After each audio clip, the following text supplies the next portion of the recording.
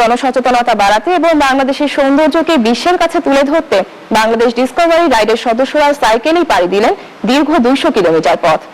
আজ কক্সবাজারে নানা কর্মসূচি পালনের পর সমুদ্র সৈকতে গিয়ে থামবেন ব্যতিক্রমী এই সাইকেল রাইডের সদস্যরা। চট্টগ্রাম থেকে নূর হাসিব ইফরাজের ক্যামেরায় ফয়সাল করিমের রিপোর্ট, জানাচ্ছেন আফরিদ হাসান। সমাজের নানা অন্যায়, অনিয়ম আর বৈষম্যের বিরুদ্ধে যেন এক অভিনব সচেতনতা কর্মসূচি বাংলাদেশ ডিসকভারি রাইড 2014। শুক্রবার ভোরে চিটাগং ক্লাবের সামনে থেকে 50 জন বাংলাদেশি আর 45 জন বিদেশি তরুণ তরুণীর দল যাত্রা শুরু করে পর্যটন নগরী কক্সবাজারের উদ্দেশ্যে।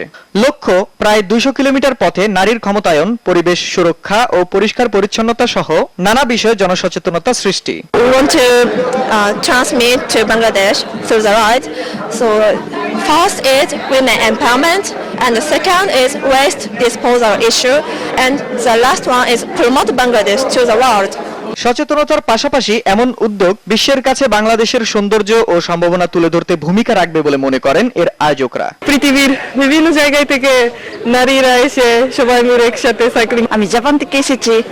এই বাংলাদেশ ডিসকভারি তো এই বিভিন্ন দেশ থেকে এসে সবাই একসাথে এনজয় করে, তো আমি খুব খুশি লাগে। শনিবার বিকেলে কক্সবাজার পৌঁছে ডিসকভারি রাইড, সেখানে নানা কর্মসূচির মাধ্যমে রোববার শেষ হবে 3 দিনের এ সাইকেল শোভাযাত্রা। রাইডে অংশ নেয়া তরুণ তরুণীরা মনে করেন পরিবেশ রক্ষায় সাইকেলই হতে পারে অন্যতম বাহন।